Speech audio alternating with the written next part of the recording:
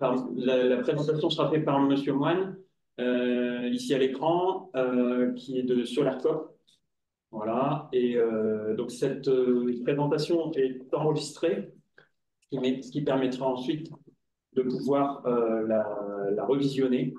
Hein, il y a un lien visio qui pourra vous être transféré. Voilà. Donc, comment ça va s'organiser? Donc, on va laisser dérouler Monsieur Moine sa présentation et ensuite on passera, enfin, on aura des séquences de questions-réponses prévues dans la présentation. Voilà. Et on essaiera de faire en sorte de partager la parole entre les gens qui sont en vidéo et les nombreuses personnes qui sont dans la salle.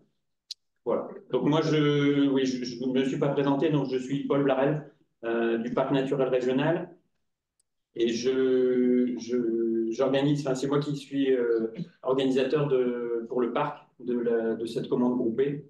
Et donc c'est moi qui vous ai possiblement envoyé des mails. Voilà. Et donc on continuera à vous tenir informés dans la suite de cette opération. Voilà pour les quelques mots de présentation. Euh, À vous la parole. Merci. Bien, écoutez, bonjour à tous et merci d'être venus aussi nombreux dans cette salle avec où il a fallu rajouter des chaises et puis aussi derrière votre écran. Donc moi, je suis David Moine, je suis chargé de développement chez SolarCop et je vais vous présenter donc aujourd'hui une information sur l'ensemble des kits autoconsommation de SolarCop. Et la présentation dure 45 minutes environ avec, donc, comme l'a dit Paul Blarel, un échange à la fin pour les questions et les réponses pour pouvoir que ça soit plus interactif. Et ce que je vous proposerai, bah, c'est que même ceux qui sont derrière leur écran puissent me poser la question en direct. Et s'il vous vient à l'esprit des questions, pour ceux qui sont derrière l'écran, n'hésitez pas à les inscrire sur le chat pour pas qu'on les oublie. Et je me permets juste de couper les micros de l'ensemble des participants pour ne pas gêner avec des bruits parasites.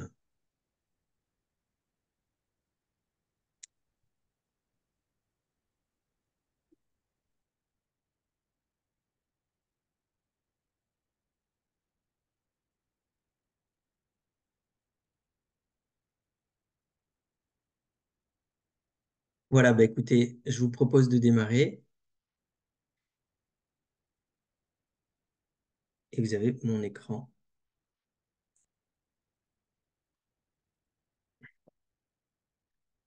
Alors simplement, je tiens à vous présenter déjà SolarCop, qui est une coopérative en région lyonnaise, qui est née en 2021 à l'initiative de plusieurs bénévoles qui ont décidé de se structurer sous cette forme de coopérative avec une démarche qui est citoyenne, une démarche solidaire, dont l'idée de base était de se dire, mais il y a beaucoup d'arnaques dans le photovoltaïque et il est difficile pour les particuliers d'y voir clair et de s'engager dans cette aventure ou dans cet investissement sans crainte de se faire arnaquer. Donc, ces bénévoles se sont mis ensemble. Ce sont des experts du photovoltaïque qui ont décidé de créer la structure. Et ils étaient avant réunis sous forme de centrales villageoises. Donc, ce sont des regroupements de citoyens qui s'approprient différents moyens de production d'énergie. Aujourd'hui, SolarCop est une structure qui comprend plus de 13 salariés et qui aujourd'hui a contribué à faire émerger 4,1 mégawatts crête de photovoltaïque.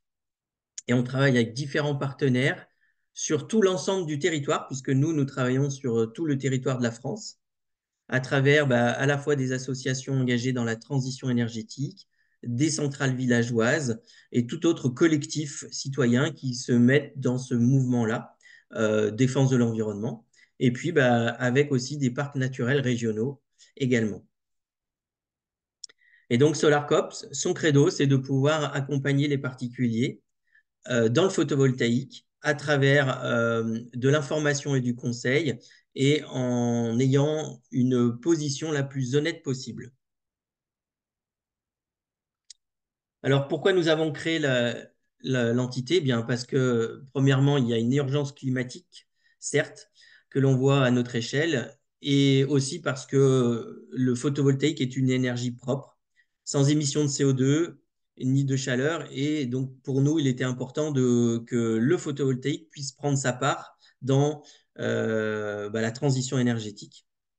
Et puis aussi parce qu'on a détecté qu'il y a beaucoup de citoyens qui ont envie de s'engager à l'intérieur et aussi parce que, on souhaite pouvoir tordre le cou aux éco-délinquants, à tous ceux qui proposent des arnaques en réalité.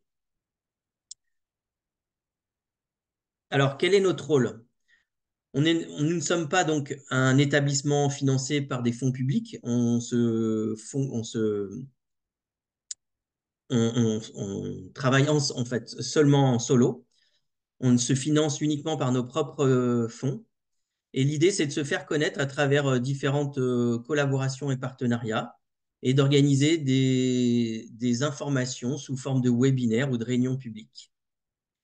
Alors, nous proposons deux choses chez SolarCop. Ce sont les kits photovoltaïques à installer soi-même qui permettent de sensibiliser et de mettre un premier pas dans le photovoltaïque. Ce sont des installations petits systèmes à installer soi-même qui s'amortissent très rapidement.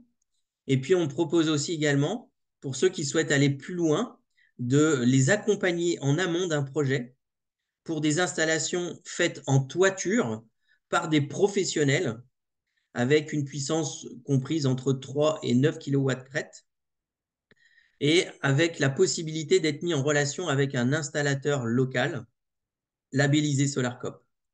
Alors aujourd'hui, la présentation de ce matin, elle n'est résolument ciblée que sur les kits photovoltaïques à installer soi-même.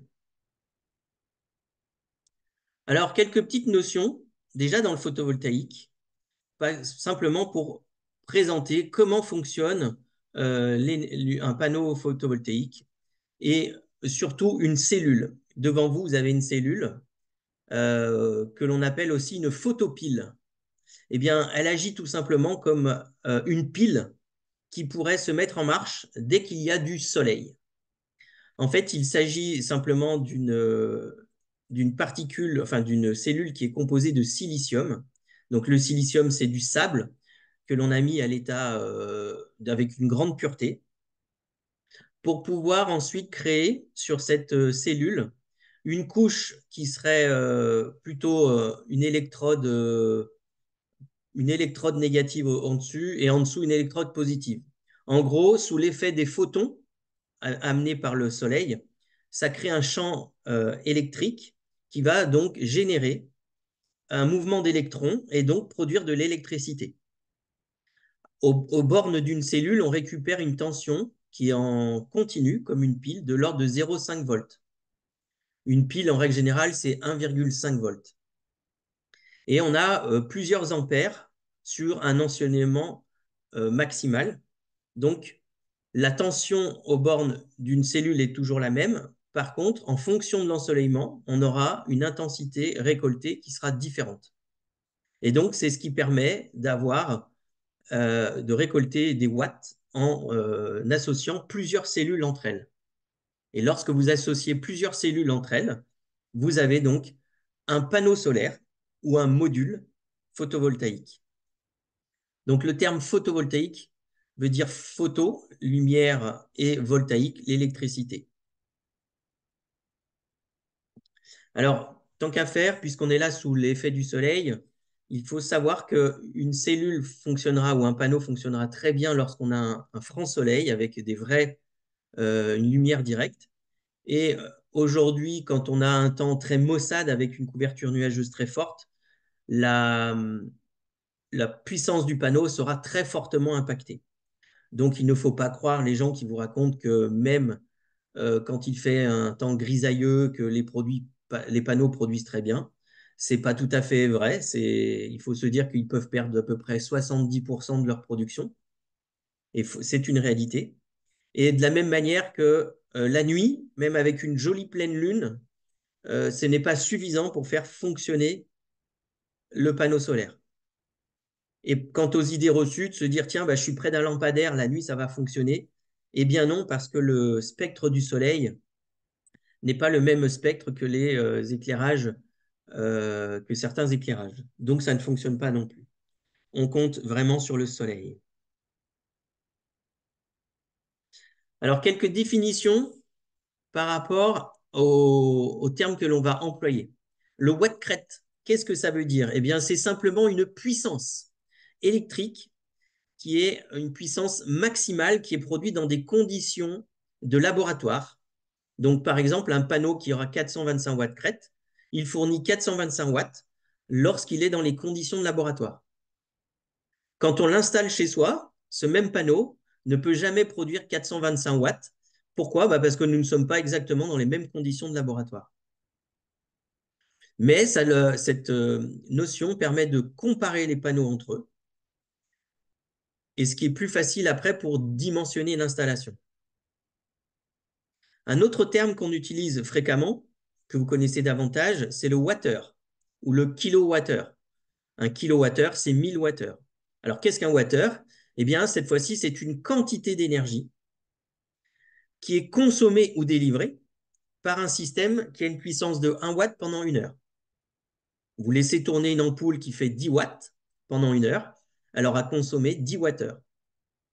Vous, actuellement, sur votre facture d'électricité, votre fournisseur vous facture des kilowattheures puisqu'il s'agit bien d'une quantité d'énergie que vous avez utilisée.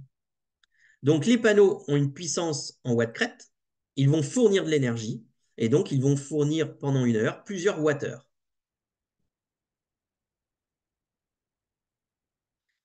Alors, les kits à installer soi-même, c'est une conception par SolarCop qui vous est proposée dans le cadre de ce groupement. Et voici différentes mises en application, que ça peut se mettre aussi bien au sol, que ça peut se fixer en façade, ou aussi bien en toiture avec différentes puissances proposées.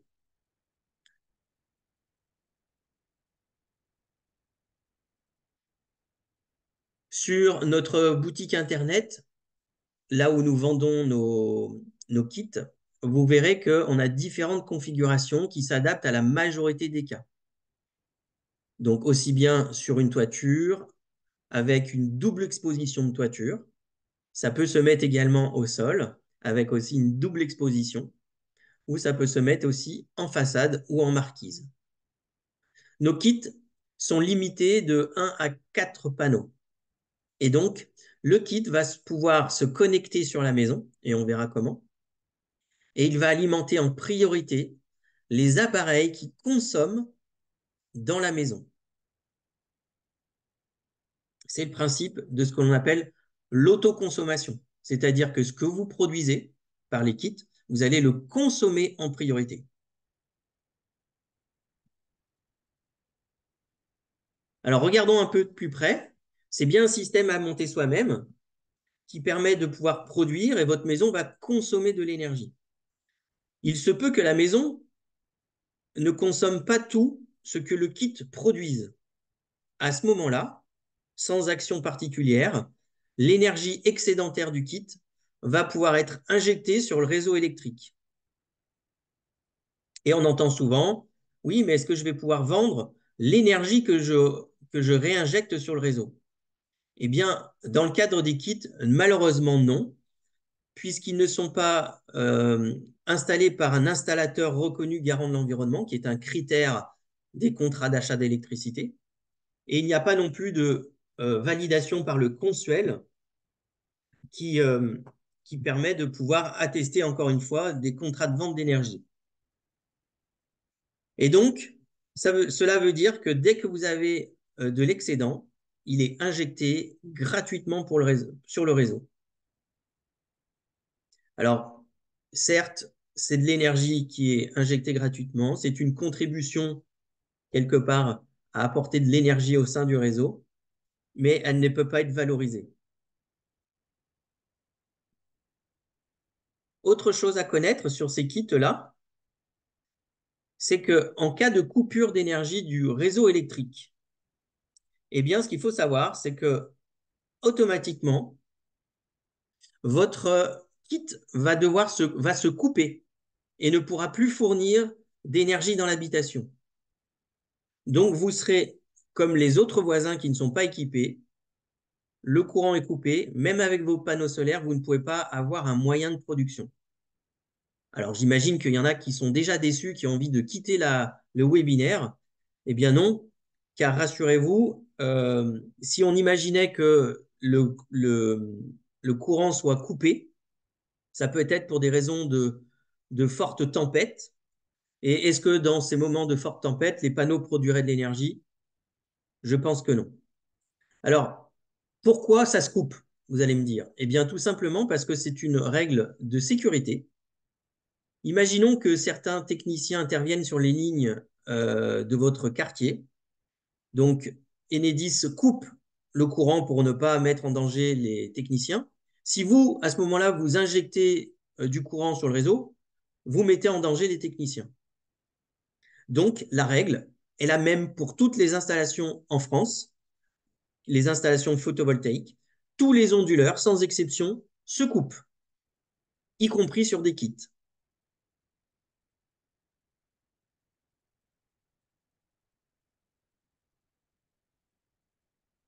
Alors, quel est le principe de ce kit? Eh bien, tout simplement, on va alimenter les appareils qui sont consommateurs. Il y en a différents dans la maison, hein. Vous avez bien souvent des appareils auxquels on ne pense pas, la VMC, vous avez les appareils en veille, vous avez votre box Internet qui fonctionne tout le temps en permanence, votre frigo, votre congélateur, des fois tous les petits appareils qui sont restés allumés comme la LED de la télévision, les petites LED des interrupteurs lumineux des prises. Eh bien, tout ça, ce sont des appareils qui consomment que le kit pourra alimenter parce que l'énergie choisit toujours le circuit le plus court. Et donc, sans avoir à changer son installation électrique, eh bien, l'histoire de la consommation, la production se fait tout à fait sans avoir à changer quoi que ce soit ou à intervenir physiquement. Alors, qu'est-ce qu'un kit SolarCop? Eh bien, tout simplement, c'est un ensemble de composants, dont les panneaux solaires, bien entendu, avec une structure porteuse qui est en aluminium, fabriqué en Europe et en France, avec un onduleur. Alors l'onduleur, c'est une pièce maîtresse qui permet de convertir l'énergie courant continu du panneau solaire en énergie alternative que l'on retrouve dans l'habitation. Et puis vous avez tout ce qui est accessoire de câblage pour accorder l'ensemble panneau onduleur sur l'habitation. Et vous avez aussi une notice de montage, bien entendu, qui permet de pouvoir facilement monter son système et puis de pouvoir visualiser quelle est la production du système en instantané grâce à un petit compteur qui est fourni et qui permet de pouvoir afficher aussi la puissance cumulée. Et chez SolarCop, on a défini 4 niveaux de puissance, de 1 à 4 panneaux, permettant de pouvoir répondre à différents besoins et différents cas de figure. Parce que tout le monde n'a pas la même consommation électrique chez soi, tout le monde n'utilise pas l'énergie de la même manière, et donc il était important de pouvoir donner différentes solutions. Alors, est-ce qu'on peut aller au-delà de 4 panneaux? Eh bien, ce n'est pas forcément un choix pertinent quand on habite une maison de particulier, parce qu'on n'a pas des consommations non plus extraordinaires en termes de puissance, et je l'entends et je vais expliquer pourquoi. Alors, on travaille avec une marque de panneaux photovoltaïques qui s'appelle Dualson. Alors, Dualson, c'est un fabricant installé à Marseille qui fabrique ses panneaux en Asie, avec des cellules qui sont conçues en Asie, avec une volonté d'avoir une empreinte bas carbone la plus basse possible par rapport à si on le faisait fabriquer soit en France, soit en Europe. Alors, c'est un concepteur français qui a choisi une usine en Asie qui a une empreinte carbone la plus basse possible, ne serait-ce que dans son outil de production et dans tout ce qui est procédé de fabrication. Alors, ces panneaux, qu'il propose, ce sont des 425 watts crête qui sont bifaciaux et bivers. Alors, bivers, ça veut dire qu'il y a deux couches de verre, une au-dessus, une en dessous, qui encapsulent les cellules qui sont au milieu. Et bifacial veut dire qu'il produit à la fois sur la face avant, bien entendu, avec ses 425 watts crête, et qui produit avec des cellules qui fonctionnent sur la face arrière. Alors, elles fonctionnent sur la face arrière seulement si elles reçoivent de l'énergie lumineuse diffuse. Alors, ce n'est pas valable, par exemple, si on installe ce panneau sur une toiture, puisqu'on n'a pas de rayonnement diffus par l'arrière. On en aura davantage si on le met au sol, avec un sol assez clair qui va pouvoir légèrement rapporter un peu d'énergie avec l'énergie diffuse. Néanmoins, euh, c'est un petit bonus qui ne permet pas non plus de dire, bah, tiens, on va obtenir 500 watts crête. La garantie de ce panneau est de 25 ans sur le produit en lui-même et de garantir une performance jusqu'à 30 ans, puisque les panneaux, en fait, ils n'ont pas de pièces d'usure, quels qu'ils soient, et ils ont une perte de rendement qui est de l'ordre de 0,5% par an. Et ça, c'est une usure, on va dire, qui se fait et qui est normale sur toute la vie du panneau. Alors, ce qu'il faut savoir, c'est que la durée de vie d'un panneau, c'est au moins de 30, voire 40 ans. Et en France, il existe déjà une filière de recyclage des panneaux solaires qui n'est pas du tout saturée. Et il faut savoir qu'un panneau photovoltaïque se recycle à plus de 95%. Pourquoi? Parce que c'est fabriqué à partir de matériaux et d'éléments simples. Le silice, donc le silicium qui est du sable. Vous avez du cuivre pour récolter toute l'électricité à la surface d'une cellule. Vous avez de l'aluminium qui compose le cadre et très peu de plastique qui compose souvent les éléments de jonction et de câblerie.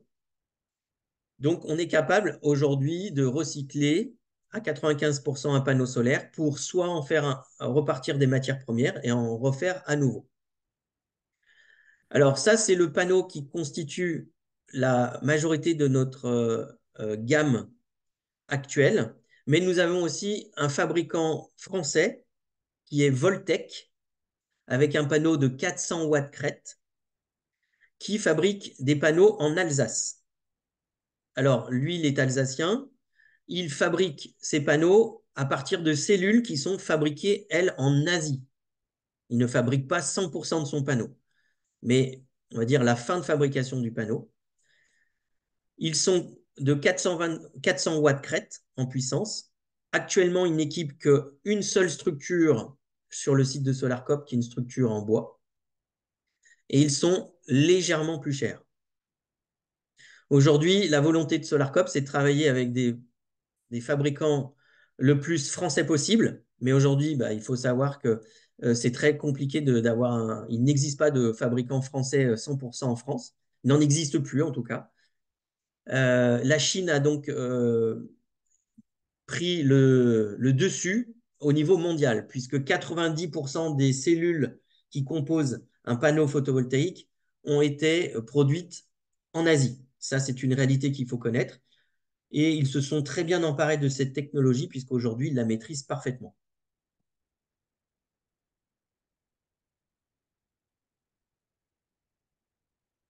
Voici quelques autres systèmes d'implantation. Donc, on peut très bien implanter son système sur des toitures basses, sous forme tuiles, ou également d'ardoise.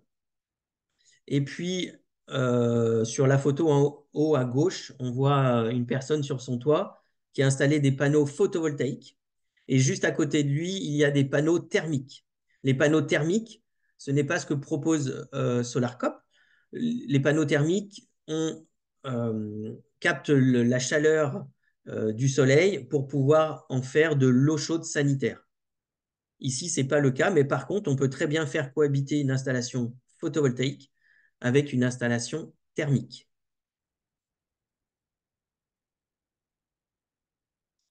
Voilà d'autres exemples d'illustrations où des collectifs citoyens se regroupent aussi pour pouvoir faire des achats groupés, à l'image du parc national naturel régional, et puis aussi pour pouvoir faire des ateliers d'entraide entre eux pour pouvoir installer leurs panneaux.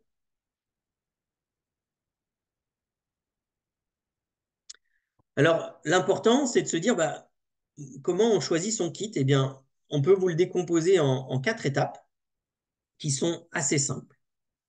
Déjà, première chose, c'est de se dire, tiens, mais l'énergie la moins chère, c'est quand même celle qu'on ne consomme pas. Eh bien, c'est une démarche négawatt, du scénario négawatt, dont SolarCop est tout à fait partie prenante, puisque l'idée, c'est de promouvoir malgré tout une sobriété énergétique. On peut installer son kit en se disant, tiens, ça me donne bonne conscience, je vais pouvoir consommer de l'énergie davantage parce qu'elle est produite par le soleil. Eh bien, ce n'est pas forcément le bon raisonnement, puisque souvent, le kit, en produisant de l'énergie, nous montre à quel point nous devenons attentifs à notre consommation et ça nous invite à avoir de nouveaux comportements de sobriété. Exemple, on va couper des lampes inutiles ou des récepteurs en veille ou faire attention dans le choix de ces électroménagers, d'utiliser davantage d'ampoules LED plutôt que de l'incandescent et des lave-linges ou des lave-vaisselle de meilleure classe énergétique. Alors, dans la fourniture du kit, nous avons un compteur d'énergie. Ce compteur d'énergie, il mesure une puissance que vous pouvez très bien installer sur votre bouilloire ou sur votre cafetière ou le four électrique qui vous permettra de pouvoir vous donner la puissance de chaque appareil. En faisant ça, ça vous permettra de vous rendre compte si quels sont l'ordre de grandeur des appareils et de la consommation des appareils.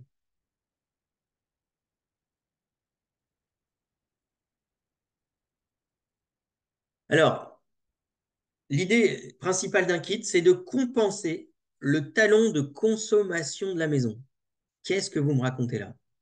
Eh bien, le talon de consommation, ici, vous avez la consommation électrique d'une habitation sur les 24 heures, en bleu, avec quelques pics que l'on peut voir en journée.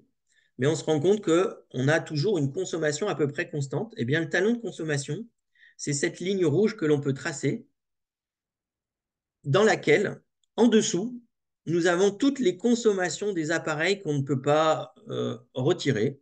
C'est la VMC, c'est la box Internet, c'est le frigo, le congélateur, les appareils en veille.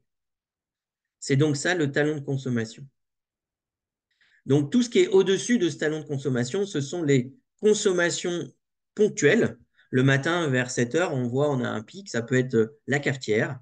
Et le soir, on a un plus gros pic, ça peut être le four électrique. L'idée du kit, ce n'est pas d'aller compenser cette consommation qui est occasionnelle et qui est souvent très forte.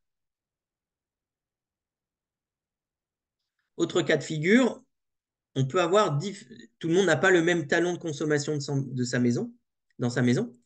Ici, typiquement, en journée, on a une consommation qui est plus régulière, qui correspond certainement à une pompe de filtration de piscine ou d'un bassin ou éventuellement d'appareils qui fonctionnent en continu en journée, comme, je ne sais pas, ça pourrait être un séchoir pour ceux qui utilisent, qui font des fois, qui font de l'agriculture, ça arrive à petite échelle. Eh bien, ces personnes-là donc, ont un talon de consommation en journée, c'est celui qui nous intéresse le plus, qui est très différent et qui est en dessous de 1000 watts. Eh bien, les panneaux photovoltaïques pourront justement contribuer à apporter de l'énergie en journée. Regardons de plus près, nous avons notre talon de consommation. Eh bien, lorsqu'on va installer un système photovoltaïque en journée, vous avez toute sa production en marron qui est apportée grâce au soleil.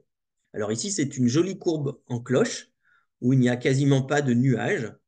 C'était une belle journée ensoleillée. Et on se dit, mais toute cette énergie, au lieu que ce soit apporté par mon fournisseur en bleu, eh bien désormais, cette énergie c'est les panneaux photovoltaïques qui y contribuent.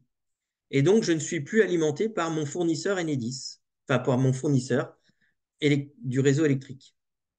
Toute la partie jaune, c'est devenu de l'énergie que vous n'achetez plus et qui est fournie par les panneaux.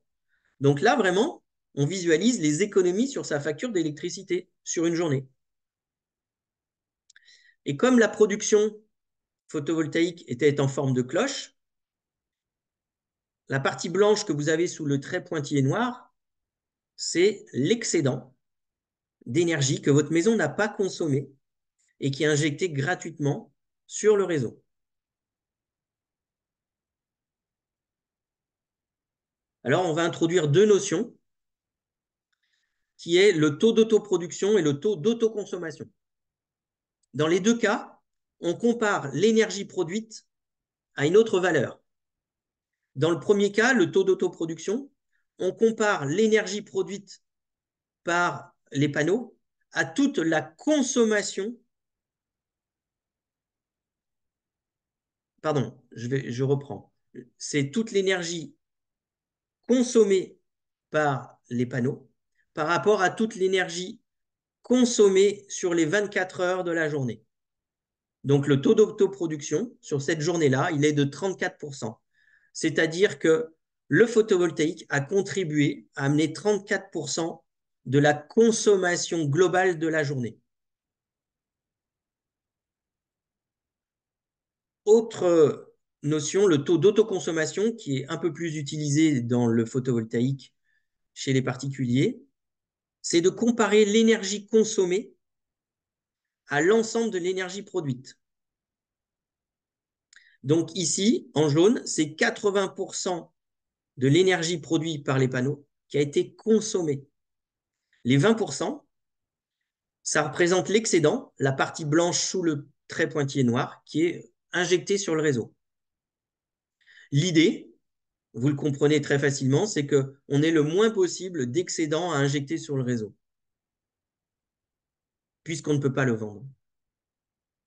Donc ce taux d'autoconsommation, plus il est élevé, plus vous allez optimiser votre kit et l'amortir plus rapidement. C'est ça qui est très important. Alors, il est important de bien dimensionner son kit parce que, par exemple, on peut avoir sur le cas du haut un sous-dimensionnement de son kit. Ce n'est pas très grave, on a une production en jaune, mais elle ne dépasse quasi pas la consommation de la maison. Et bien là, on peut se dire qu'on a consommé 100% de ce qui a été produit. Taux d'autoconsommation, 100%. Mais ça n'apporte que 22% en taux d'autoproduction. A contrario, si on a voulu surdimensionner son système, toute la partie jaune clair, c'est de l'excédent dont on ne fera rien, qui partira gratuitement sur le réseau. Et à ce moment-là, votre taux d'autoconsommation chute considérablement.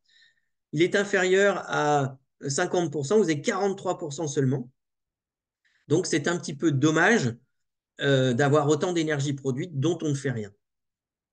Et chez SolarCop, l'idée, c'est de vous aiguiller pour vous aider à trouver le meilleur choix de puissance par rapport à votre besoin. Alors, il peut y avoir un cas intéressant pour utiliser l'énergie que l'on produit en journée. Beaucoup de personnes ont un cumulus électrique qui fonctionne la nuit en raison des heures creuses et des heures pleines, qui se déclenche automatiquement, qui fonctionne à pleine puissance pendant 2 à 3 heures. Eh bien, l'idée, c'est de se dire, mais c'est dommage, je paye la nuit l'électricité par mon fournisseur, alors qu'en journée, j'ai des panneaux solaires qui pourraient peut-être y contribuer. Alors, si on décale les heures de fonctionnement du cumulus, si on les déplace vers 13-14 heures, bon, on se rend compte que le panneau solaire pourrait apporter à peu près une petite moitié de ce que le cumulus consomme. Ça peut être faisable en décalant simplement ses heures de fonctionnement de cumulus. Mais il y a aussi une autre solution qui permet de se dire, j'utilise un système qui s'appelle le routeur que SolarCop propose, qui va permettre cette fois-ci d'utiliser l'excédent fourni par les panneaux, donc toute la partie verte qui serait cette fois-ci injectée au fil du soleil dans votre cumulus électrique. Donc l'excédent n'est plus perdu, cette fois-ci il est stocké sous forme d'eau chaude et ça permet de chauffer le cumulus à puissance variable, lentement mais sûrement, sur l'échelle d'une journée. Alors, cela est possible pour des cumulus qui sont purement électriques, qui n'ont pas de carte électronique de gestion parce que le routeur n'est pas compatible avec des systèmes électroniques. Donc, ce sont les cumulus qui sont le plus simple possible avec une simple résistance électrique qui marche en on-off sans carte électronique. Alors, vous allez me dire, c'est à quoi sert le routeur? C'est bien, c'est un bon système, mais qu'est-ce qui se passe si j'ai une journée où je ne produirai quasi pas d'énergie? Eh bien, pas de panique parce que ce routeur s'installe en parallèle sur votre installation. Et donc, si malheureusement on n'a pas chauffé le ballon avec le soleil, à ce moment-là, on reviendra sur le fonctionnement en nuit où le réseau pourra vous fournir et vous chauffer le ballon. Alors, l'utilisation d'un routeur, c'est un très bon moyen d'autoconsommer et d'atteindre au moins 100%, d'utiliser au maximum l'énergie produite par ces panneaux. Alors, il faut savoir que si on met un routeur, il faut qu'on soit certain d'avoir un maximum d'excédent parce que un trop peu d'excédent dans le cumulus chaufferait trop peu le ballon en conséquence.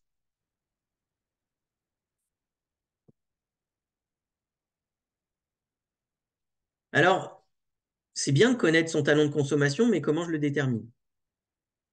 Alors, on a une rubrique sur notre site internet qui s'appelle Documents, qui vous explique comment on peut télécharger ces données de consommation lorsque vous êtes muni d'un compteur Linky chez vous.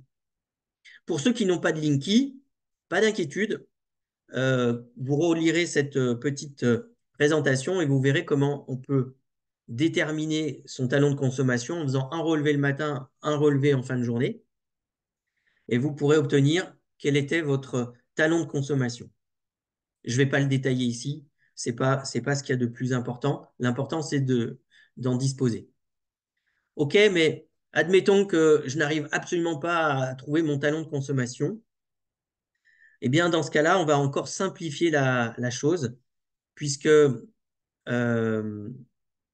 on peut vous aider avec une solution très simple à dimensionner votre kit. Pour ceux qui sont des petits consommateurs ou qui n'ont pas de piscine, puisque pour nous, c'est un repère assez fort, vous pouvez très bien partir sur un ou deux panneaux, c'est-à-dire 425 watts crête ou 850 watts crête. Et on est certain que le kit sera très bien dimensionné pour votre installation, votre habitation, et ce, pour toute l'année. Pour ceux qui ont des piscines ou des pompes de bassin, par exemple, à ce moment-là, on sait d'ores et déjà qu'il faut partir sur 4 panneaux afin de pouvoir apporter une très bonne contribution au fonctionnement de la pompe. Et puis, une chose aussi à connaître, c'est une règle très simple. Lorsque vous aurez déterminé votre talon de consommation, admettons que vous avez déterminé 200 watts crête, eh bien, vous le multipliez par 3 cette valeur, pardon, 200 watts, vous multipliez par 3 cette valeur et vous obtenez en watts crête la puissance théorique du kit. Donc 200 fois 3, ça fait 600. Vous avez une puissance théorique de 600 watts crête de kit à installer chez soi. Alors, il faut savoir que c'est toujours mieux de commencer par un kit qui est peut-être sous-dimensionné, quitte à l'étendre par la suite, plutôt que d'avoir un kit qui est trop fort et surdimensionné et qui produirait trop d'excédents.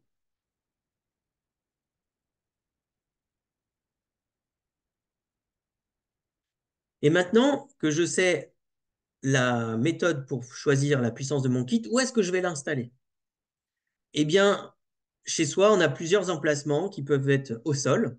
Ça peut être sur une toiture terrasse, sur un abri de jardin ou éventuellement sur le toit de sa maison, à partir du moment où on n'est pas sur des toitures trop inclinées, trop dangereuses et trop hautes. Parce que je vous le rappelle que ce système-là, c'est vous qui l'installez. Donc, s'il faut oublier la toiture, peut-être se pencher sur peut-être le mettre en façade ou éventuellement au sol.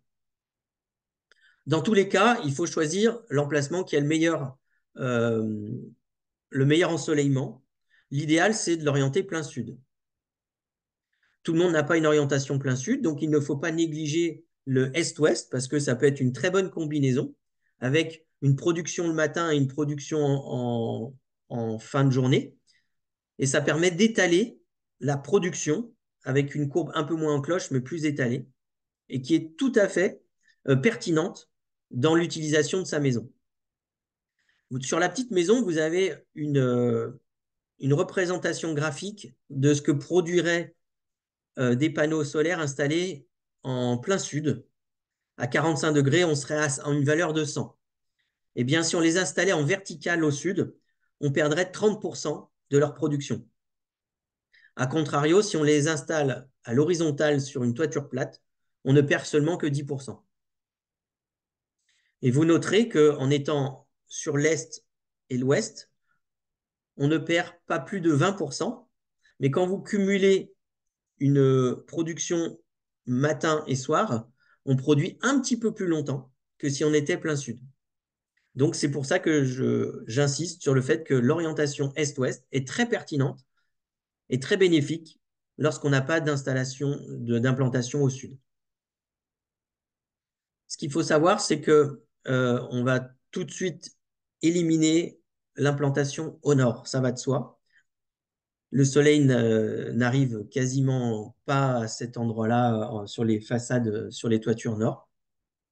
Et puis, éviter aussi au maximum d'être face à des ombres portées, que ce soit des arbres, des toitures ou des immeubles qui peuvent être en face de nous.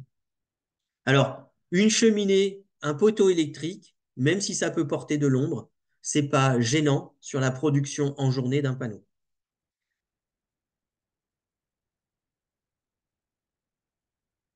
Alors, pour se donner un petit ordre d'idée, on n'a pas tous le même ensoleillement en France. Actuellement, vous êtes dans la zone 1. On peut imaginer qu'avec un système de, par exemple, 2 panneaux, vous puissiez produire en moyenne 850 kWh par an.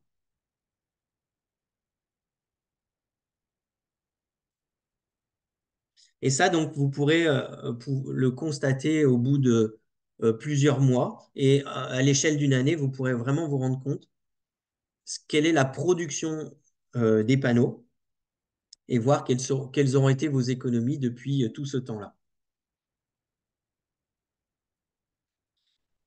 Mais comment ça se branche au fait, le kit? Eh bien, il n'y a rien de plus simple.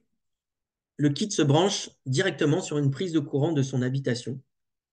Et aussi surprenant que ça puisse être, une prise de courant n'a pas de sens. On est habitué à ce que son sèche-cheveux ou sa bouilloire nous délivre du courant. Eh bien, vous pouvez en rentrer grâce à un kit qui va pouvoir alimenter donc tous les appareils en circuit court de sa maison. Donc, comme je vous l'ai dit tout à l'heure, vous branchez votre kit, eh bien, aussitôt, il fonctionne puisqu'il est raccordé au réseau. Donc, il se met en route. L'onduleur détecte la présence du réseau, donc il se met en fonctionnement. Les panneaux donc produiront de l'énergie qui alimenteront en priorité vos appareils de la maison. Et l'excédent, lui, il ira gratuitement sur le réseau. Alors, il y en a qui peuvent se dire, ah oui, mais si je ne branche pas mon kit sur la prise et qu'il est exposé en plein soleil, je risque de m'électrocuter aux bornes de la prise. Eh bien non, parce que le micro-onduleur n'est pas alimenté par le réseau. Et il détecte le réseau parce que le réseau a une certaine fréquence et une certaine tension, et c'est ça qu'il cherche à détecter. Donc pas de risque, si vos panneaux sont exposés en plein soleil, il n'y a pas de risque d'électrocution. Certains choisiront peut-être aussi de pouvoir installer directement leur kit en le raccordant directement sur le tableau électrique. C'est une possibilité de montage, mais qui nécessite donc d'intervenir dans son tableau électrique et d'installer un disjoncteur de protection. En tout état de cause, l'installation électrique de votre maison doit être conforme à la NFC 1500. Et rassurez-vous, dans les deux cas, l'installation est branchée sur des circuits protégés par des disjoncteurs. On recommande donc des disjoncteurs de 16 ampères pour l'installation de ces kits. Donc sur un circuit de prise protégé par un disjoncteur de 16 ampères. Alors on peut les installer sur sa toiture. Et pour les installer, on a différentes fixations parce qu'en fait, vos panneaux, ils vont s'installer sur une toiture au moyen de rails qui permettront de pouvoir poser les panneaux dessus. Et ces rails, il faut les solidariser à la charpente. Et on a un système qui est très simple, qui sont les sangles inox en haut à gauche, qui est une sangle métallique souple, qui a fait ses preuves depuis longtemps puisqu'elle elle est utilisée pour les chauffe-eau thermiques depuis plus de 20-30 ans. Et donc, on a conservé ce système-là parce qu'il est très facile à mettre en œuvre et il présente aussi l'avantage de ne pas avoir besoin de meuler ou de couper cette huile. Donc, comme ça, vous ne risquez pas de menacer l'intégrité de votre toiture et de risquer de faire des fuites. Donc, c'est très simple pour les installer. Il suffit de retirer la tuile ou l'ardoise qui est concernée, d'aller chercher la charpente en dessous, la poutre, pour pouvoir visser ce feuillard métallique qui va pouvoir épouser la forme. Et puis, vous pourrez affixer le rail. Et puis ensuite, eh ben, on peut poser les panneaux par-dessus.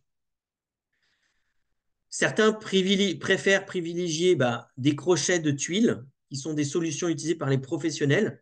Simplement là, ça nécessite de meuler l'arrière de la tuile, parce que le crochet est plus épais. Alors ici, c'est un risque de soit casser une tuile en la meulant, soit de la fragiliser. Il y a des crochets ardoises, qui sont le crochet que vous voyez à gauche, donc qui permet de venir se positionner et pouvoir poser le rail dessus. Et puis pour ceux qui ont des toits en bac acier ou en fibro, c'est ce qu'on peut voir sur des petits abris de jardin, on a la solution tire-fond qui permettra de solidariser le rail, cette fois-ci, en allant chercher la poutre de la structure. Et puis, on va fixer le tire-fond sur le haut de l'onde pour, encore une fois, des raisons d'étanchéité. Alors, de base, dans les kits qui nous sont proposés, quand vous les choisissez en toiture, on propose de mettre les sangles inox, qui sont la solution la plus basique et la plus simple à monter. Mais vous avez la possibilité de choisir en option les 3 autres systèmes. Alors, quelles sont les démarches administratives à faire pour l'installation de son kit? Il y en a 3 qui sont importantes. La première, c'est la déclaration préalable de travaux que vous demandez à la mairie. Alors, elle est indispensable si vous installez votre kit en toiture. Et là, il faut faire une demande en mairie et attendre leur retour sous environ 1 mois. Et attention, parce que vous pouvez aussi vous retrouver dans des secteurs qui sont concernés par les monuments de France. Et il faut l'accord des architectes des bâtiments de France. Donc, prenez l'avis de votre mairie pour être certain qu'ils ne mettront pas d'opposition à installer un kit en toiture. S'il y avait une opposition, vous pouvez très bien l'installer au sol ou en façade à moins d'1,80 m, parce que là, dans ce cas-là, on n'a pas d'obligation de le déclarer à la mairie. Autre déclaration à faire, c'est de le déclarer au fournisseur, au gestionnaire du réseau électrique, Enedis. C'est ce qu'on appelle une CACSI, et il y a une procédure qui est entièrement décrite sur notre site internet, dans la rubrique documents, qui vous permettra de voir ce qu'il faut faire pas à pas. Et puis enfin, et ça c'est important, c'est pour votre assureur, qu'il puisse prendre en charge les éventuels remboursements de panneaux en cas de grêle, en cas de vandalisme qui puissent arriver. L'année dernière, en 2023, on sait exactement où la grêle est tombée, puisqu'il y a quelques habitants d'une certaine commune de la Drôme qui nous ont tous écrit en disant on a eu de la grêle qui a complètement cassé nos panneaux. Alors, c'était de la grêle assez importante, puisqu'on était sur des des grêlons supérieurs à des balles de golf. Et l'assurance a pris en charge sans problème le remplacement des panneaux sur devis.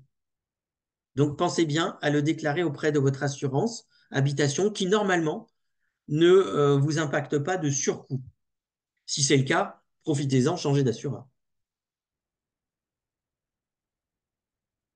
Alors la mise en œuvre de nos kits, elle est volontairement pensée très simple.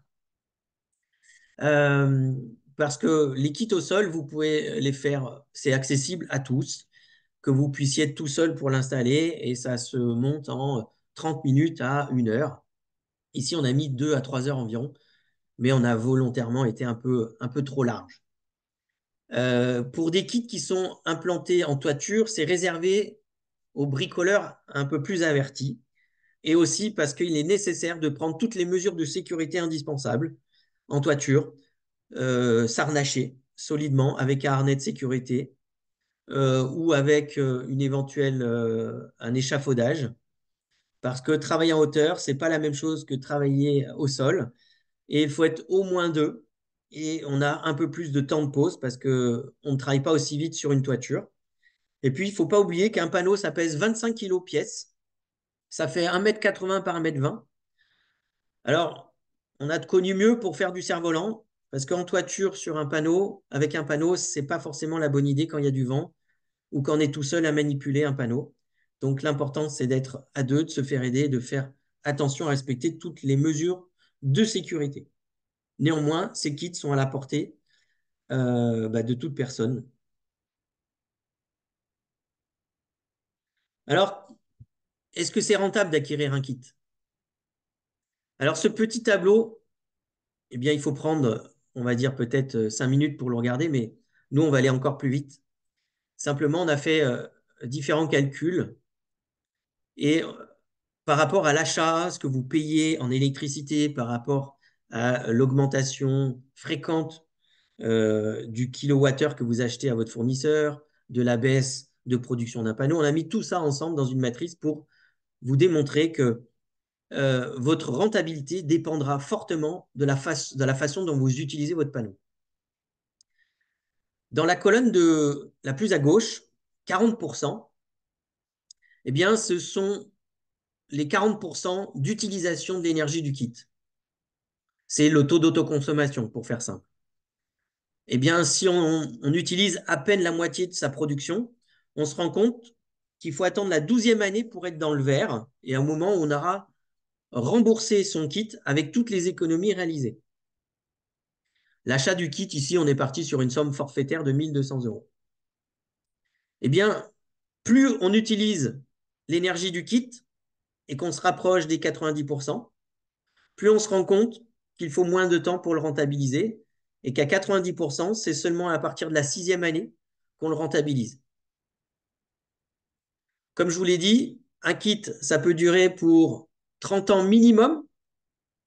Si on l'a rentabilisé en 6 ans, eh bien tout le reste après, c'est largement amorti et ce sont des économies. Plusieurs de nos clients nous rapportent de nombreux témoignages. Après avoir installé leur kit, premièrement, eux-mêmes se sont adoptés de nouvelles habitudes de consommation. Par exemple, au lieu de faire tourner les appareils comme la machine à laver, le lave-vaisselle la nuit, pendant les heures creuses, ils le font tourner en journée, pendant qu'il y a du soleil, quand ça produit. Les panneaux apportent une contribution. Ils ont aussi été plus sensibles à leur façon de consommer l'énergie. Ils sont plus sobres.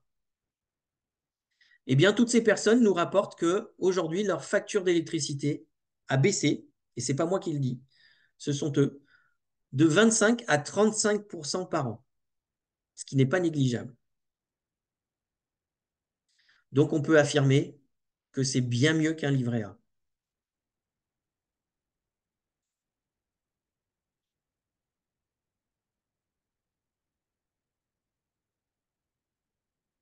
Alors, je vous propose de tout de suite passer aux questions-réponses et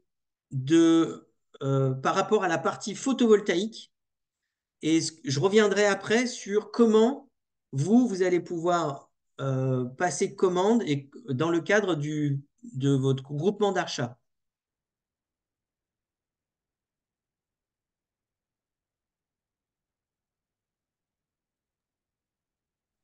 Alors, est-ce qu'il y a des questions dans la salle? On prend les questions d'abord dans la salle et ensuite, j'ai vu qu'il y avait une question dans le chat. Alors, je ne sais pas si...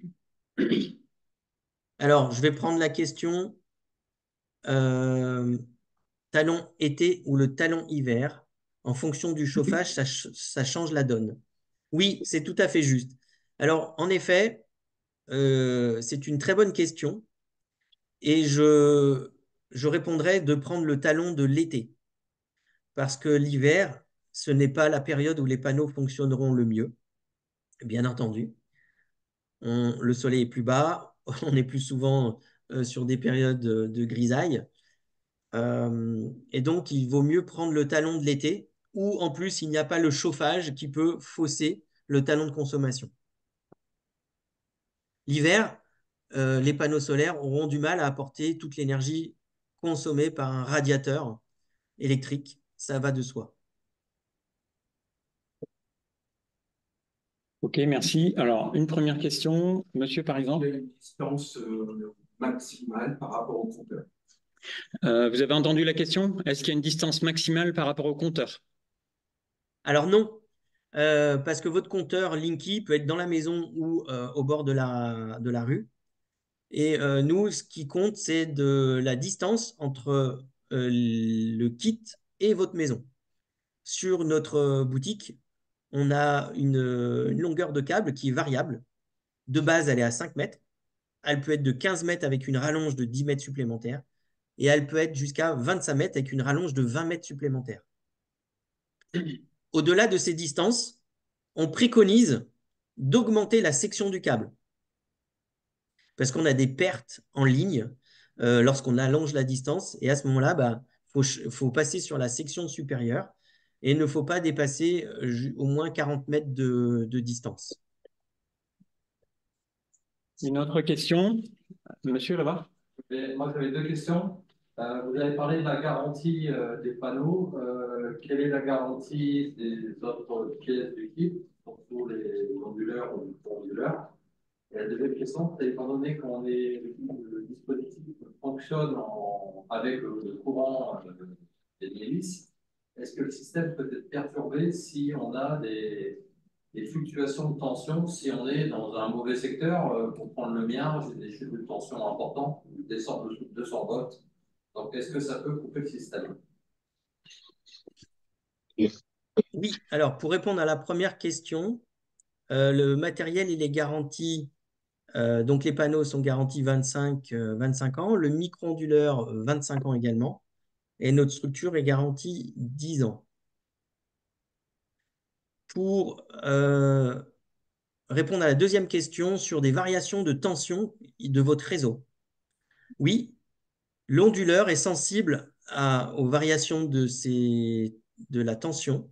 Et si elle baisse et qu'elle chute en dessous de sa valeur minimale, à ce moment-là, l'onduleur va faire comme s'il n'y voyait pas comme si le courant était coupé. Et là, à ce moment-là, il va s'arrêter.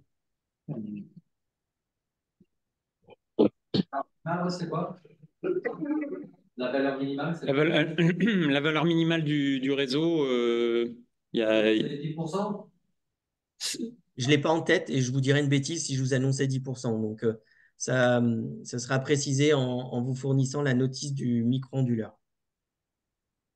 Monsieur? C'est une question sur les câbles. Parlez fort, s'il vous plaît. Une question sur les câbles que vous proposez. J'estime, je pense que sur les extrémités, il y a d'un côté une prise et de l'autre côté un raccord spécifique. Si on est amené à placer ces câbles dans des gaines qui sont préinstallées, est-ce qu'il y a moyen d'enlever ces raccords pour passer la gaine, le câble? Alors, merci de poser la question. En effet, les prises que l'on fournit, vous l'avez très bien dit, il y a un connecteur spécifique qui se raccorde sur le micro-onduleur.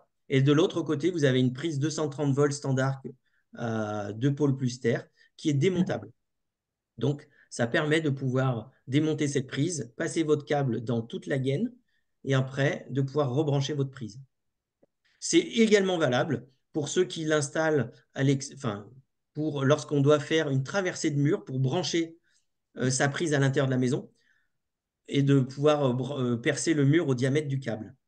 Alors, le compteur d'énergie, celui qui est proposé avec l'afficheur, il n'est pas étanche. Donc, il est recommandé de l'installer plutôt en intérieur pour allonger sa durée de vie. Et on peut prendre quelques questions sur le chat, comme ça on Bien alterne. sûr. Alors, pour ce qui est de la corrosion, la question posée, parce que dans les ambiances salines, alors, pas de danger de corrosion sur tout ce qui est panneaux et micro-onduleurs, puisqu'ils sont traités pour. Et aujourd'hui, sur la visserie, si vous êtes vraiment pleine mer, on a une éventualité sur de la visserie traitée spécifique pour résister aux ambiances salines. Voilà, mais sinon, il n'y a pas de risque en soi de corrosion plus que ça.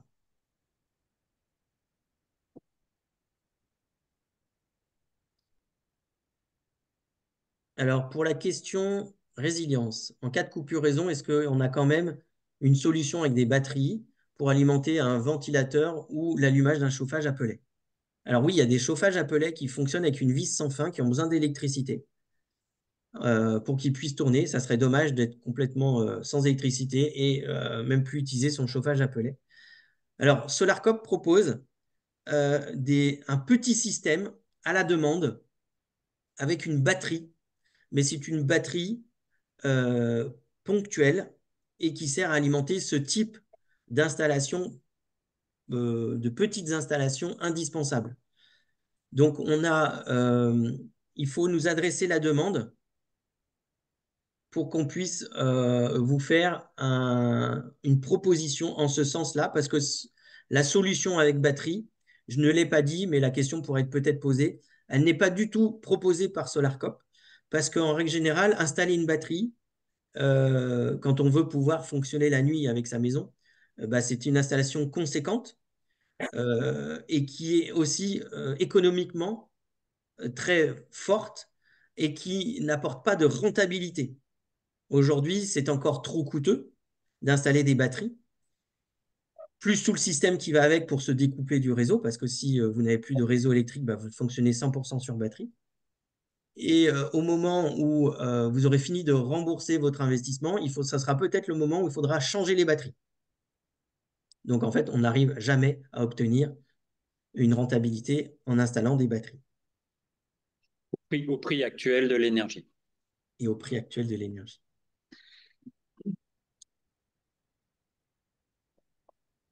Autre question qui a été posée, c'est une pompe à chaleur qui fonctionne en continu. Est-ce que les panneaux peuvent alimenter la pompe? Alors, c'est intéressant comme question parce que à ce moment-là, bah, tout dépend de voir comment comment cette pompe à chaleur consomme dans votre habitation. Et sur l'espace d'une journée, en visualisant sous forme de graphique votre consommation électrique, vous allez pouvoir voir si c'est plutôt très épisodique ou c'est un fonctionnement qui est continu comme une pompe de piscine. Alors, je sais très bien que ça ne sera pas comme une pompe de piscine et de voir dans quelle mesure un kit pourrait alimenter. En tout état de cause, oui, les panneaux solaires pourraient contribuer au fonctionnement de la pompe à chaleur, mais tout dépend de la puissance dont elle a besoin. Et bon, il ne faut pas se dire, tiens, je vais mettre plus de panneaux parce que j'ai une pompe à chaleur. Parce que votre pompe à chaleur, je sais qu'elle ne fonctionne pas en continu comme une VMC. Donc, ce serait dommage d'aller avoir autant de panneaux qui n'alimenteraient que très ponctuellement sa pompe à chaleur. Et une pompe à chaleur qui est utilisée plutôt l'hiver, si c'est pour du chauffage, ça ne fonctionne pas. Voilà. Éventuellement pour faire de la climatisation l'été, mais l'hiver, on risque d'être en dessous d'un seuil de fonctionnement possible avec le kit va contribuer, mais va pas alimenter en totalité le fonctionnement de la pompe à chaleur, je pense pas. Exactement. Alors, je vais même faire une autre analogie. On parle de pompe à chaleur, mais pour certains qui sont avec un véhicule électrique ou qui voudraient en acquérir un, je vais tout de suite préciser une chose. Installer des panneaux solaires en se disant parce que j'ai une voiture électrique, ce n'est pas le bon raisonnement. Pourquoi? Parce que si vous mettez une grosse installation photovoltaïque qui va produire beaucoup d'énergie, l'été surtout, il n'est pas certain que toute cette énergie avec votre kit, vous allez puissiez l'utiliser dans votre voiture. Parce que vous ne connaissez pas à l'avance la fréquence à laquelle vous allez charger votre véhicule. Et il faut réunir les deux conditions, qu'il y ait une belle journée de soleil et votre voiture présente. Donc, vu que c'est un fonctionnement qui est assez épisodique et qui est très ponctuel, eh bien, ce n'est pas forcément le bon choix de se dire j'installe des panneaux parce que j'ai une voiture électrique. Par contre, une pompe de piscine, elle fonctionne pendant les 4 à 5 mois de l'année sur les 12 heures de la journée. Donc là, c'est très différent comme au raisonnement. Ok. Une autre question dans la salle? Oui.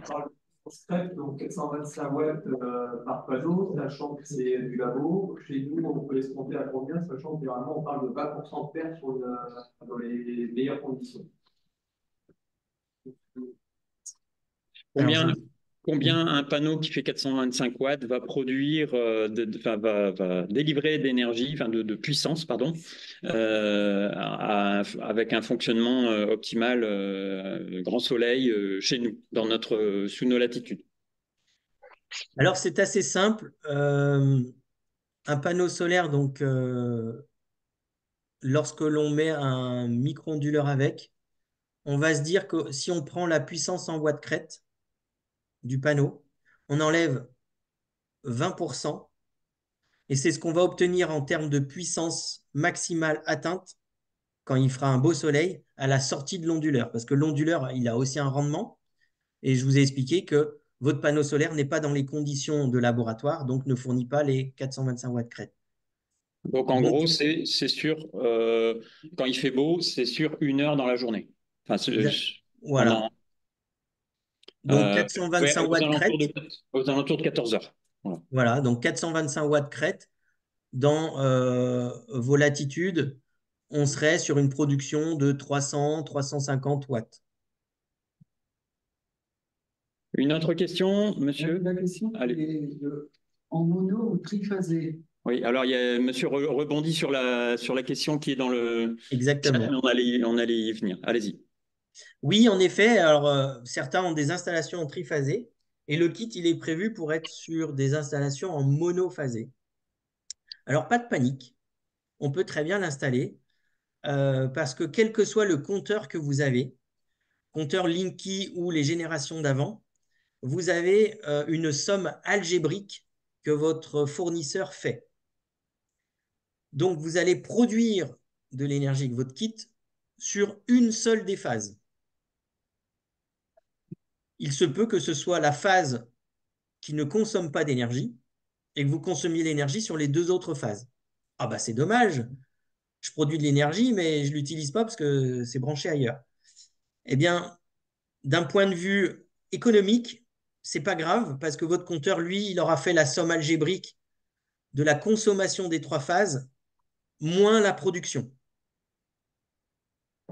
Malgré tout, si vous connaissez d'ores et déjà une phase qui consomme le plus qu'une autre, je vous invite à brancher le kit sur cette phase-là. Enfin, en tout cas, sur le circuit qui est sur cette phase-là.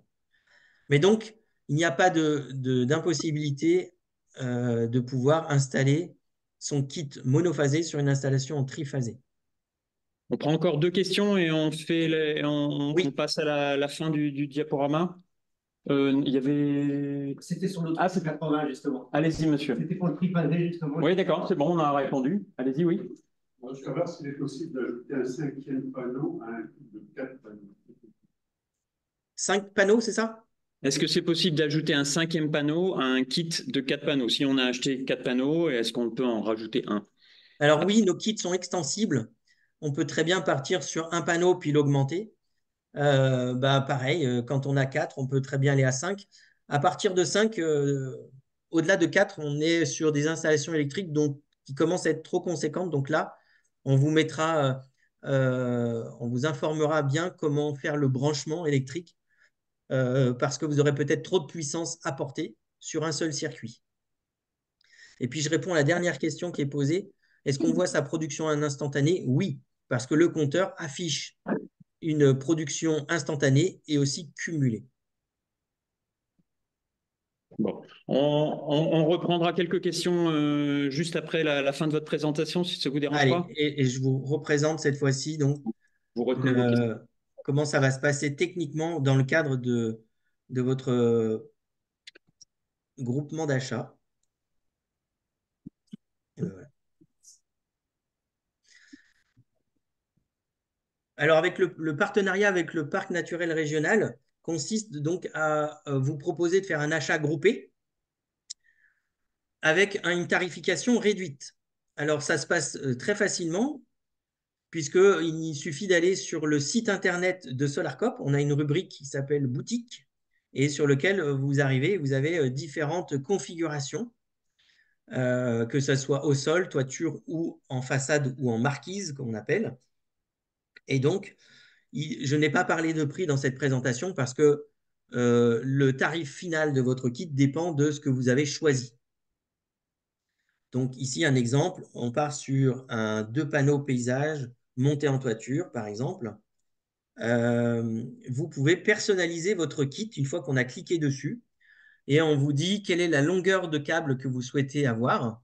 Donc, je rappelle, 5 mètres, c'est de base, avec la prise démontable 230 volts au bout, une rallonge de 10 mètres et une rallonge de 20 mètres, qui permettra de porter la distance à 25 mètres au final. Le type de toiture, vous voyez, on propose aussi avec un menu déroulant. Est-ce qu'on met une sangle inox perforée? Donc, c'est le petit système que je vous ai proposé. Et vous avez crochet, ardoise, tuile et puis aussi tire-fond. Il y a un descriptif de la composition du kit. Et lorsque vous cliquez sur « Ajouter au panier », vous allez pouvoir accéder à votre panier de commande. Alors, avant que vous passiez au panier, on va vous demander quel choix de compteur vous voulez faire parce qu'on propose soit un compteur à afficheur, qui est un afficheur simple et qui ne peut pas se déporter, ou pour ceux qui souhaitent utiliser, voir la production sur leur téléphone portable, c'est d'utiliser la prise au choix, qui est un compteur Nedis, qui est en Wi-Fi. Alors, ce compteur nécessite que vous ayez un Wi-Fi qui soit accessible à l'endroit où vous allez le brancher. C'est-à-dire que si c'est dans un abri de jardin qui est hors de portée du Wi-Fi, il ne fonctionnera pas. Donc, vous avez le choix, vous êtes guidé pas à pas. Une fois que vous avez accédé à votre panier de commandes, eh bien, on vous propose d'appliquer un code promo. Et aujourd'hui, ben, on a 2 codes promo qui sont valides jusqu'au 21 avril. Le premier, c'est celui qui s'appelle PNR Opal 1P, qui vous propose des frais de port à 12 € et qui remise les frais standards que l'on propose sur notre boutique à 50 €. Ça, c'est quand votre commande ne comporte qu'un seul panneau. Parce que nous avons des tarifications qui sont différentes entre le fait qu'on en vende un ou plusieurs panneaux en raison des frais de port par rapport au coût d'achat. Et le deuxième code promo, c'est PNR Opal, qui est pour tout achat de kit qui a au moins 2 panneaux et plus. Ou aussi, parce qu'il y a peut-être des personnes qui vont acheter plusieurs kits de 1 panneau. C'est aussi une configuration possible. En tout état de cause, vous avez une remise qui vous permet d'avoir des frais de port à 12 € en plus du tarif d'achat de votre kit. Ici, on a choisi un kit qui est à 1060 € TTC. J'applique le code promo, donc c'est la page suivante, et vous aurez, si on regarde la ligne du total, 1072 € TTC, donc ça indique bien que j'ai des frais de port à 12 €. Alors, j'ai encadré en rouge, on voit que PNR Opal m'a enlevé 114 €. Alors, ne soyez pas inquiets, dans la ligne expédition, il y a toujours écrit livraison par SolarCop 126 €. C'est une ligne qu'on ne peut pas retirer quand on a des codes promo. Donc, ce n'est pas un bug, c'est juste qu'on n'a pas la main dessus. mais en tout cas, vérifiez bien entre votre sous-total et votre total, comme quoi ça fait bien 12 € de frais de port. Aussi, quand vous allez pouvoir maintenant passer au paiement, vous avez différents moyens de paiement. Carte bancaire, virement bancaire, en 3 fois sans frais ou éventuellement par chèque. Si vous payez par chèque, il faut nous les envoyer par courrier. Et nous, on ne fera pas partir le kit tant qu'on n'a pas reçu le règlement par chèque. Quand on choisit le virement bancaire, le RIB, il est fourni à la page suivante. Et quand on paye en carte bancaire, veillez à augmenter votre plafond de carte bancaire pour ne pas se faire rejeter la commande. Ça arrive régulièrement, donc ça évite de pouvoir passer une commande qui n'aboutirait pas. Alors, quand vous allez aussi remplir on demande 2 adresses. L'adresse de facturation, qui est la vôtre, et puis on demande une adresse de livraison. Parce qu'en règle générale, le site, il est fait pour des commandes qui peuvent être aussi individuelles. Alors, l'adresse de livraison, ça sera celle que le parc naturel régional va nous donner. Si aujourd'hui, on ne la connaît pas encore précisément, mais ce n'est pas grave, vous pourrez très bien mettre votre adresse parce que nous, avec le code promo, on va vous identifier. Et cette adresse, on la corrigera. Et comme on vous envoie une confirmation de commande par mail et une facture par mail, la facture aura bien votre adresse de facturation. Donc, pas d'inquiétude sur l'adresse de livraison. Le jour où toutes les commandes seront clos, c'est-à-dire à partir du 22 avril, tout le monde aura commandé son kit. Nous, SolarCop, on pourra transmettre au parc, au PNR, on va pouvoir transmettre un bilan de tout ce qui a été commandé.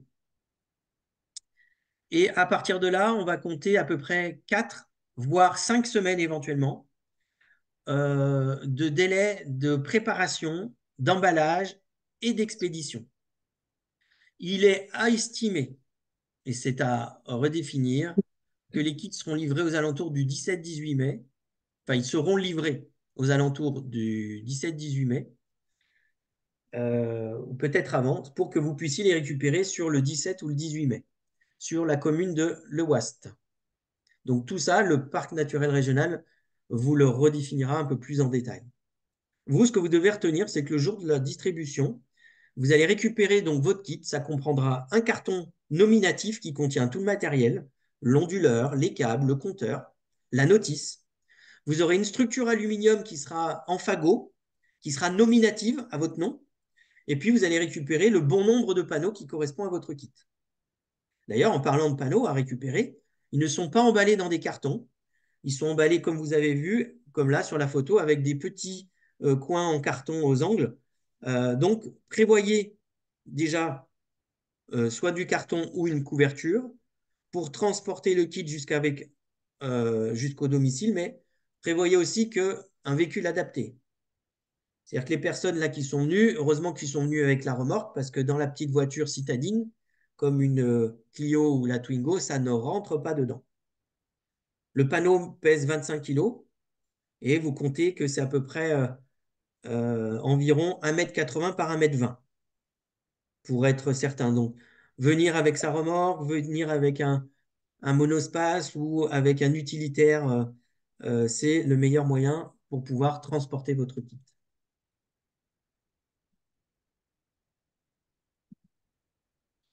Voilà pour les modalités qui vous concernent davantage sur le parc naturel.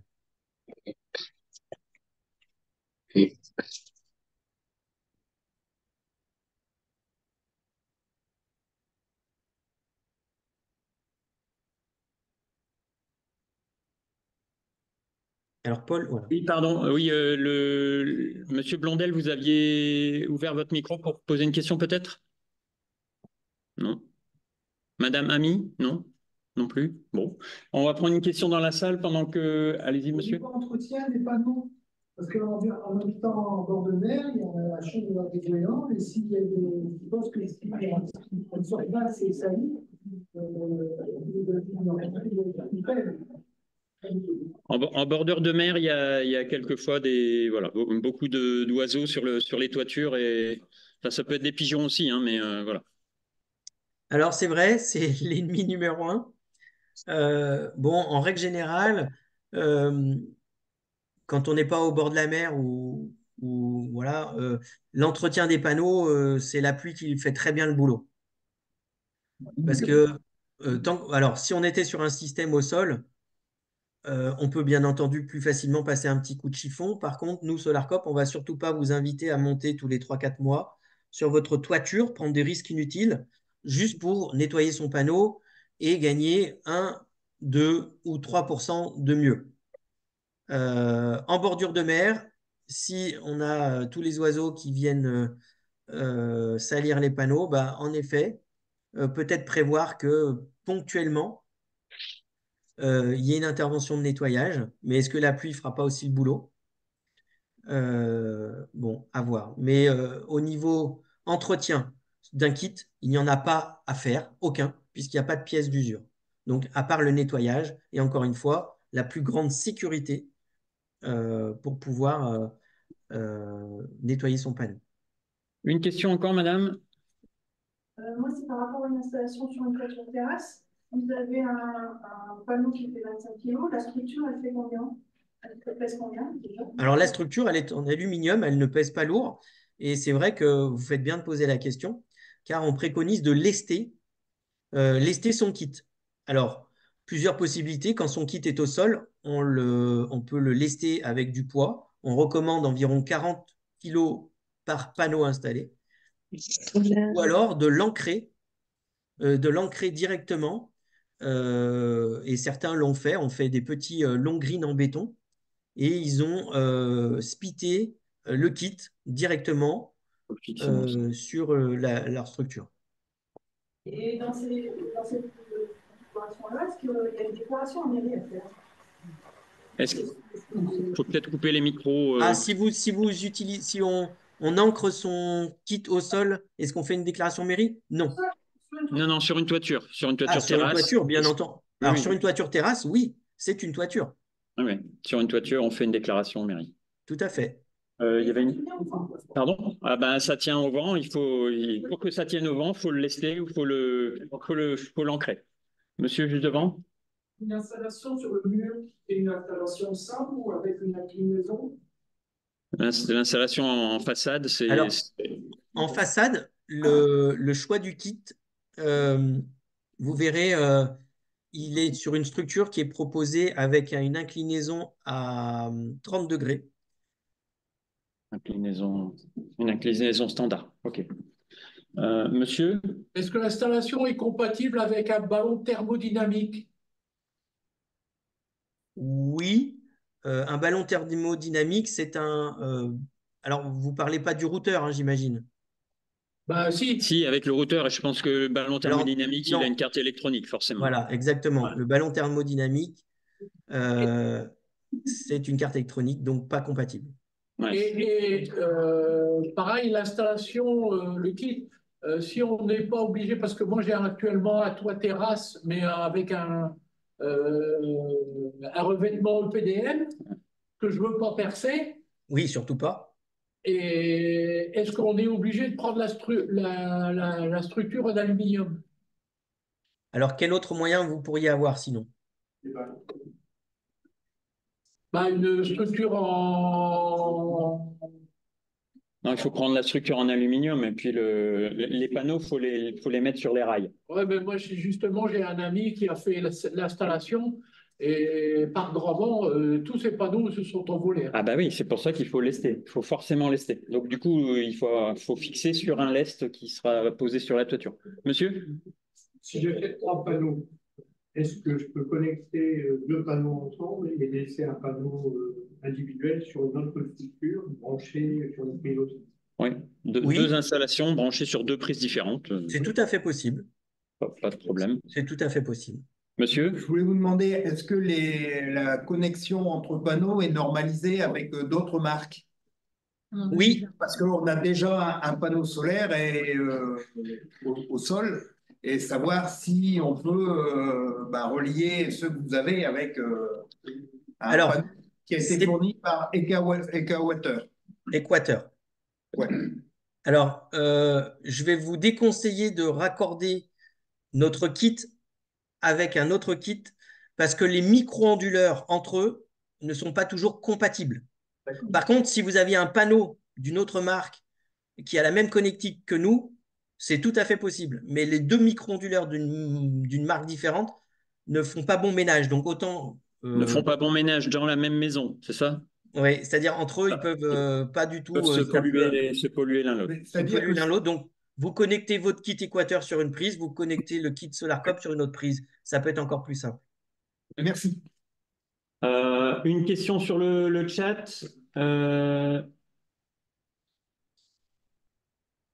L'ombre de certains arbres le soir.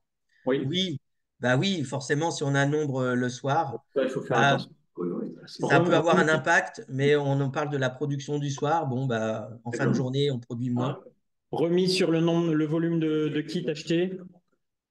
Alors non, bien entendu, nous, la remise ne se fait pas sur le volume, mais en effet sur les frais de port. C'est bien comme ça que ça a été conçu. Comme ça, chacun a la même remise et c'est plus équitable pour tout le monde. Voilà. Une dernière question, et puis monsieur, vous avez déjà posé une question? Ah oui, bon, ok. Les panneaux doivent être posés absolument à la verticale ou aussi à l'horizontale? Les deux. Il y a deux possibilités. Voilà. Alors, bon, il y a beaucoup de questions. Qu'est-ce qu'on fait? On continue, Bah, je peux, encore. Bon, ok, on continue alors. D'avoir une aide à la pose, notamment en toiture. Aide à la pose en toiture? Alors une aide, malheureusement, vous n'aurez pas d'installateur qui viendra poser votre système parce qu'ils sont déjà débordés de travail et pour eux, ce n'est pas très intéressant. Alors l'aide que vous pourriez avoir, ben, c'est dans votre entourage, éventuellement un ami bien bricoleur ou quelqu'un du groupement qui aura déjà monté son kit et qui sera OK pour venir vous l'installer en échange d'un apéro. Monsieur à lunettes, là, oui. Enfin, avec les. Non, votre voisin, pardon. Il n'a pas encore posé de question. Le code promo est valable jusqu'au 21 avril. Oui. Mais si on doit faire une déclaration de travaux en mairie et qu'on n'a pas encore la réponse, comment ça se passe? Alors, renseignez-vous au préalable si d'ores et déjà c'est plus ou moins autorisé. Si vous avez. Enfin, voilà, vous pouvez déjà poser la question. C'était la même question. OK. Encore une autre? On peut les mettre en ligne ou on peut les mettre en T? Non, on peut. La configuration, c'est sur votre déclaration que vous faites en mairie. Vous faites la déclaration que vous voulez réaliser. Et voilà, si vous avez un nom, ben, c'est non. Je ne suis pas obligé de les mettre en T. C'est mieux. Je pense que si vous êtes dans un site classé, il faut avoir en tête que l'esthétique est importante. Donc, si vous faites quelque chose d'harmonieux, ce sera plus facilement accepté. Parce que ma largeur des fois, elle sera peut-être pas assez large. C'est bien. Donc, je voulais en mettre 3 et un. Là, je ne peux pas répondre à la place des services d'urbanisme. C'est compliqué. Encore une dernière question, allez-y. L'équipement de câblage chargé par exemple pour optimiser l'orientation est-ouest et mettre par exemple 2 panneaux d'un côté et un panneau. Oui, on a un moyen de relier les deux expositions de panneaux solaires avec un câble qui en règle générale fait 3 mètres. Alors on peut le prolonger et ça sera un accessoire supplémentaire à commander pour pouvoir reprendre un câble de 3 mètres si par exemple les deux champs étaient assez éloignés. Alors ce qu'il faut savoir quand on fait une double exposition, essayez de mettre cette double exposition, les panneaux le plus haut possible du faîtage pour avoir une meilleure production sur l'ensemble de la journée. Plus près possible du fêtage. Moi, j'ai une question aussi. C'est une personne repart là maintenant à une question tout à fait pertinente à poser avant de faire sa commande. Cette personne vient poser sa question au parc naturel régional ou à SolarCop et par quels moyens? Alors, si vous souhaitez poser une question directement à SolarCop, n'hésitez pas. On a une adresse contact sur notre site internet. N'hésitez pas à dire par contre, vous spécifiez bien que c'est par le PNR au Cap et au Marais d'Opale, déjà pour mieux vous identifier. Et posez-la par internet, c'est plus simple, comme ça je serai en mesure de pouvoir vous répondre. Voilà. Bon, je pense qu'on va arrêter là, parce que sinon La vidéo va être très très longue. Merci beaucoup pour votre présentation. En tout cas, ça a suscité beaucoup de questions et